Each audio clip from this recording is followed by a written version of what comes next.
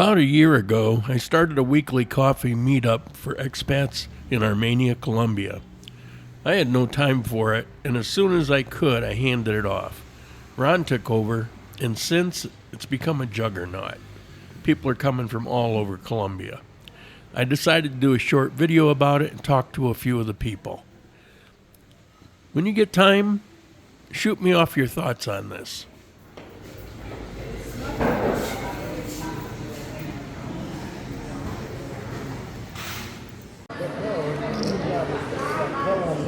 Maybe someday I can try. The problem is I can drink coffee too much acidic.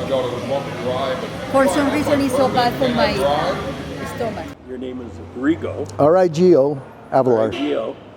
And you've been in Colombia for 6 or 7, 8 years. You come back and forth, but you're here now permanently. Correct. Originally came here in January of 2000. Oh, what was it? What is this, 24? So I think 19, approximately. Came here because went to Bogota, went to Medellin, and I thought before doing that I'd move to Los Angeles, which was right down. So anyway, went home, looked up Google, tried to find some. I liked the basics of Colombia, but definitely did not want to live in a big city. And came back, looked up some, when came into town, came to look at a house down by Macawa, not what I expected or wanted. So then we found this place by Laureles and spent the next 6 years trying to make it home. Yeah, it's very nice. So tell me, this little video is going to be about the coffee meetings. Mm-hmm. How did you find out about them? From your show, Coffee Time. Okay. Coffee Time. I was just flipping through, go on YouTube and just look up stuff for Colombia to give me some background on it because I really knew not much about it. And I happened across your show, and after the first time I watched it, I became not addicted, but I found it interesting, the stuff I learned. Yeah, I'm proud of a lot of good information. A lot. Yeah. And me knowing nothing about it. Very careful about not putting up bogus crap. Yeah, no, factual was one thing, but the rest of it, all the little side information, I just found it like, wow, I didn't know that. And little by little, I was just like, okay, Sunday come around, get the TV ready, and then I kept hearing about the coffee meetings. So when I came I think I wrote to you and I says, hey, I'm coming into town. I think I came in June for this last time before we met. And went to the first coffee meeting and I thought it was just fantastic. So I was here for a month that time, came to all 4 meetings, then packed it up, went home and said, okay, that's it. What made you want to go to the coffee meetings? Coffee Time Live. Really? Seriously. I just thought, okay, first I wanted to meet you because, like you said, before we even met in person, I, developed some kind of a vibe, and I thought, well, I want to go meet him, and then I want to see what this is really all about. And at the end of the first meeting, I met so many other people that I thought, okay, now I know somebody that's from Texas. Now I met somebody that's from Holland. And it was interesting. Nice that they have different experiences to share about living here. Exactly. Give you a heads up on something that you might step in next month. You get into a different perspective of how different people see it and how they feel about it. And I just thought that was just great. And since I've been in Colombia, I haven't missed a meeting. Hey, my name's Ron Clark, and I retired about 1.5 years ago and moved here in March. But my wife is from here. We'd been here like 5 times for about 4 to 6 weeks each time for Christmas and New Year's. So I was very familiar. So how did you come to know about the coffee meetings? Well, watching your YouTube channel, and it was mentioned, and then of course it was mentioned on Grand Colombia. And I would like to say that, a lot of us owe you a deep amount of appreciation I've been watching you for years, and you give out good advice. Even though we have a solid family structure here, I appreciate everything you're doing. Well, thank you. Blush, blush. So, what did you think of the coffee meetings when you first started going? It was a great place to get advice, because a lot of the people there had been there for years, and if you needed something like, where do I get car insurance, or how do I do this about my visa, or anything like that, somebody almost always has an answer. And it's gotten even bigger since then, so the resources, and plus you just make a lot of friends there and end up hanging out with them and going to little festivals and out to dinner. You're social. Speaking of which, originally I was doing these coffee meetings, and I'm not social, and I hated doing it, particularly because when I'm not sick, I'm always busy as hell. You stepped up and said, yeah, I'll do it. No, I was voluntold. I mean, I was ready to kiss the ground you walked on, because, well, you took it on. Yeah. And since you've taken it on, the thing has grown exponentially, where on any given week, there's 20 to 30 people there, and there's always new people coming and going. They're visiting, stopping in, or they haven't been, or they're driving from Pareda or something like that. How do you do that? Well, I was an educator. I was a nursing instructor, and a key part of that job is communication, either with the higher ups or the students or anything like that. So I just started networking over WhatsApp and Facebook. I'm on about 6 or 7 expat pages, and we've had people come in from Manizales and Pareda and all over the place. There's regulars that come in from Finlandia every week. I think it's because you personally, you're a social freak. Well, yeah, sort of. And you're like a flame, and they're the. I'm like a butterfly. and, they're drawn to the flame. Yeah, that's it. Yeah. Well, yeah. When people ask something, I try to be really helpful and steer them in the right direction. Well, you're expanding it. I know you had a Halloween party at your house. You had Thanksgiving dinner at the Brazilian steakhouse thing. Rodizio, and we're some people there, and now you got a Christmas dinner coming up on the 19th. Yeah, and then that thing's booked up the first day, right?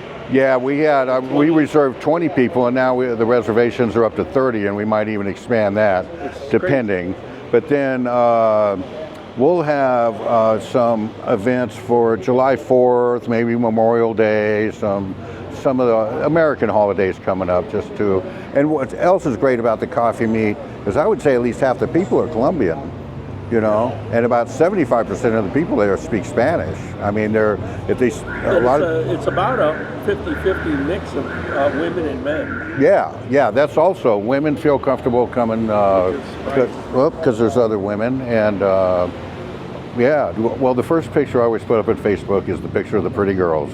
And that way women see it, and they say, oh, okay, it must be a safe space for women, because there's lots of women. You put it up for us. Yeah.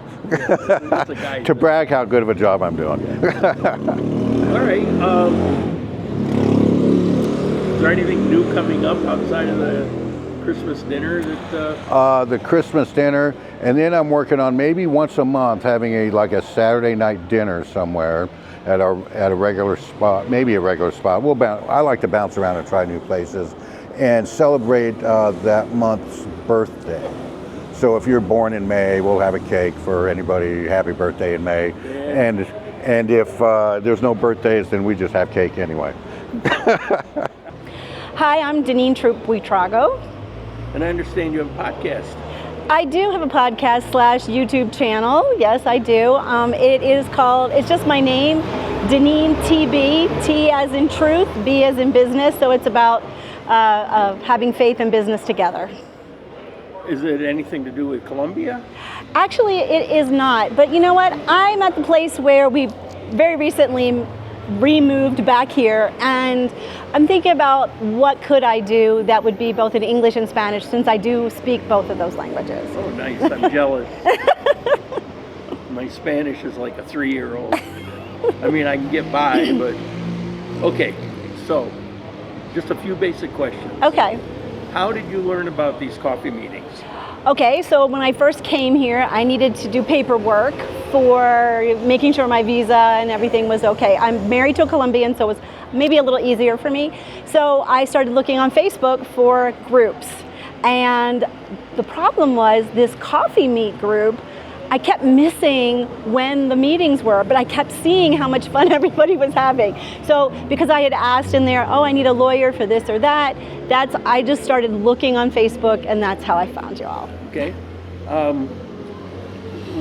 Now that you've been, what do you think about it? Are you getting anything out of it, or what do you? Well, one of the things that is important for me is the fact that I need some friends. And not that I don't love Latinos and my husband's family, which are here in Armenia, but I just feel like I need a connection with maybe some English speakers every once in a while. My husband and I do speak Spanglish, and I speak English with my daughters if they're in the home or on the phone. But the rest of the time I speak Spanish. And so I'm finding it valuable. It wears on you, doesn't it? I mean, it wears on me. Well, I do speak it okay, and I do, but somebody with the same background, somebody that gets it, somebody that when you say something, they understand it because they've lived through it, been there, done that kind of thing. And so I know there's a lot of men here that are married to Latino women, and that's totally fine, so I'm like the opposite. I have the Latino husband. so hopefully we can find some other American or English-speaking women. That would be awesome too. Now that you have been, is it something that you would recommend? Is it something that you look forward to going to? Is it something maybe hit it once in a while? I mean, what's your... I think I'm enjoying it. I'm enjoying having this almost like an appointment, at least for the Wednesday coffee, like every week, to know that I'm going to take a break, because I am still working and I do online work. And so to know that, oh, this is kind of my networking time, or this is my time to make friends and have a social life, that's why I think it's important. So for me, we're going to try and have every week to meet wherever they're meeting.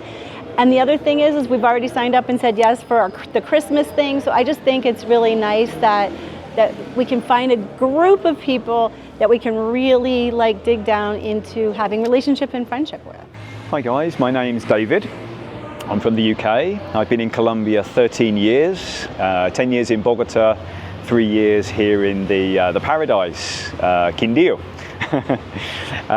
So here I teach English, I work on some other projects, and I like to do lots of exercise on the bike. There's lots of opportunity to get out and about in the Trocha, in the mountains, beautiful countryside, and yeah, it really is a lovely place, lovely part of the world to live.